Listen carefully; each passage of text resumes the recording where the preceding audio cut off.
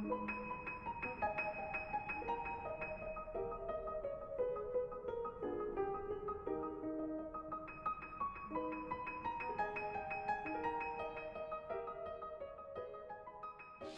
mat board, and this mat board too, is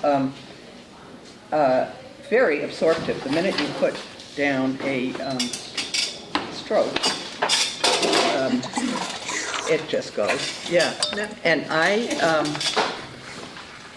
did a little tiny sketch. You could, with this warm up, I'm thinking of the warm ups being very, very high there, as being very quick, and the whole point of it is touch. Really feeling, experiencing your touch on the paper. That put it down, and you integrate the sensation of what it is. So you think, ah, that is how that handles my touch. You want to be very responsive to that, and marvel at it. And worship it. I mean, I already am kind of loving this. Who did that? It's wonderful. And then once you get over how brilliant you are, but the point is, the point is to really appreciate, respond to whatever your surface is, because you're doing this all the time. Even though so many of you, because you are professionals of lifelong painting, you will be, you say, I always use, or, and you know, I kind of say that too about things. But you still need to be responsive and have an immediacy so that you're really going between your paper or surface, whatever your surface is, and with a wash, and then able to sort of get what can happen with that particular surface. So if you just waltz around with a touch, whoop,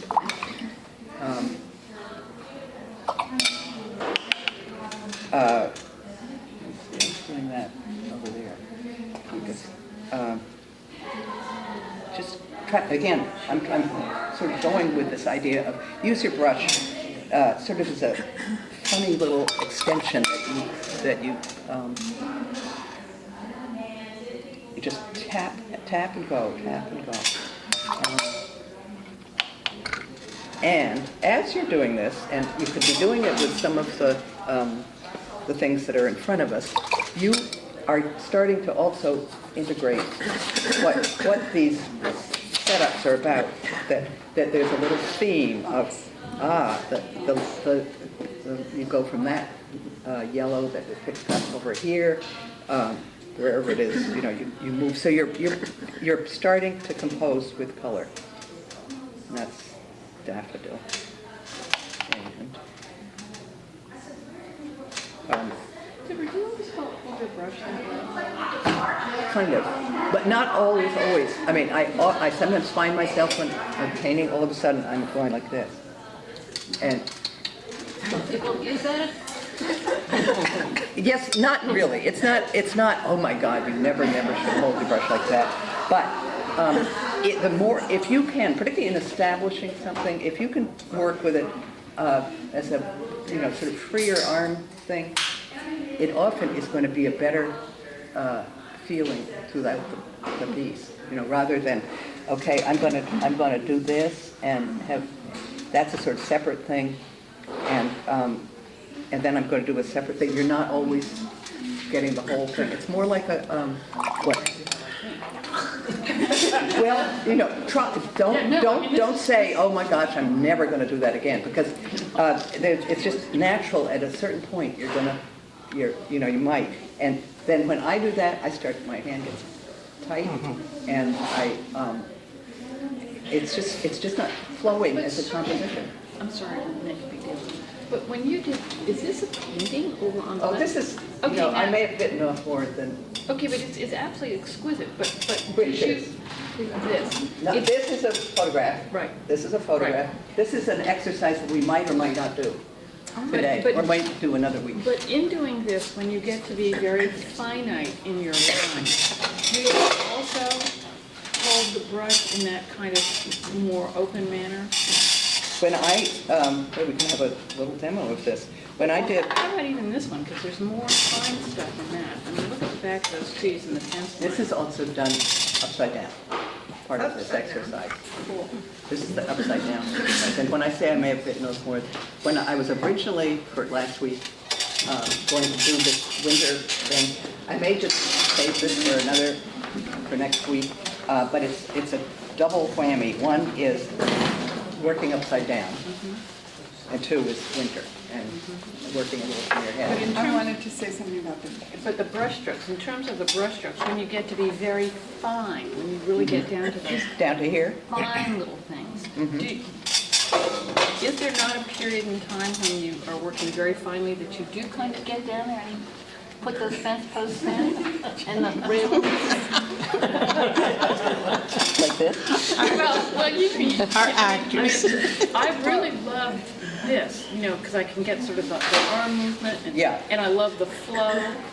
But that's a different kind of painting than that, which is really quite exacting and there aren't too many extra strokes. Well, I think I would say that to initially, in establishing this, and whether we do that this week or next week, I would work very freely, kind of like that, just putting this in, and based on my theory, which is somewhat of that, drawing from the right side of red, the brain thing. By doing it upside down, you're being quite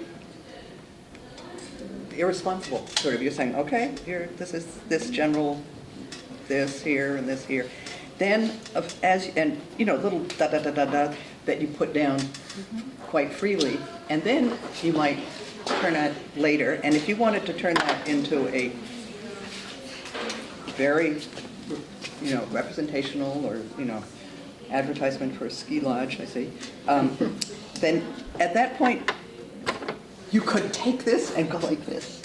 But you didn't, I still didn't do a lot in fact, to me, it would be a better painting if it wasn't all too, but that's again style, if you wanted to turn that into a wonderful thing. I mean, I feel getting the general things, say, of these barns and old buildings, which is so much easier to do upside down, then if I want, then, at this point, I might come back in and put, a little window, where I probably would be holding a brush like that. right, but that's like a detail at the very end when you lay Right. everything else down in broad.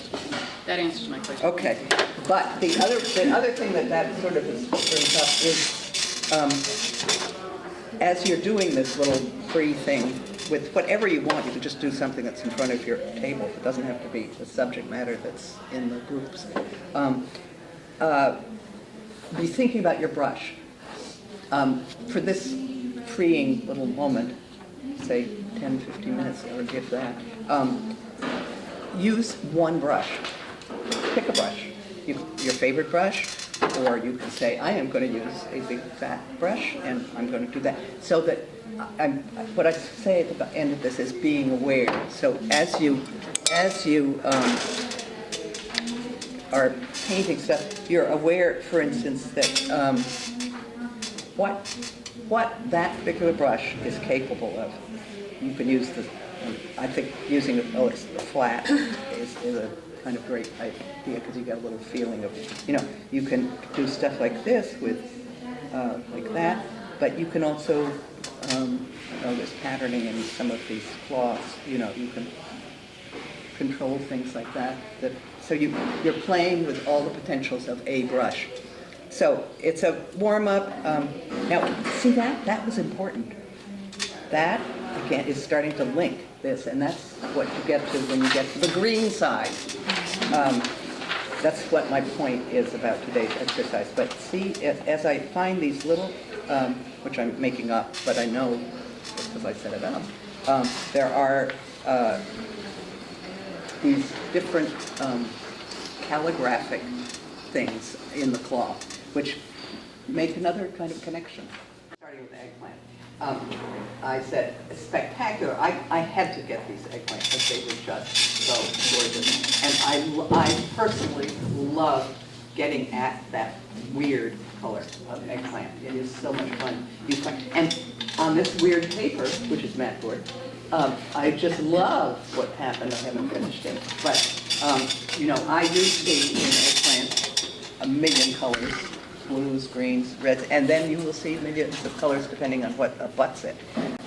Anyway, so the eggplant was the spectacular eye catcher in color, gloss, and shape, opportunity to identify and have fun with the color, use of a pronounced dark. I think that's something that is always great to work with. How do you get that dark? How do you get that information without just plugging a hole in your paper that is a dark pit? Or maybe you want that dark pit. Anyway, the use of it as a dark, though, when other things that are abutting it, like lights, the whites, or whatever, then have a wonderful thing to work against. So I made notes about all of the stuff that I put in these setups, and my thinking, and then why they put together. What's the purpose? How does a curve of a stallion, you know, do a unifying thing? So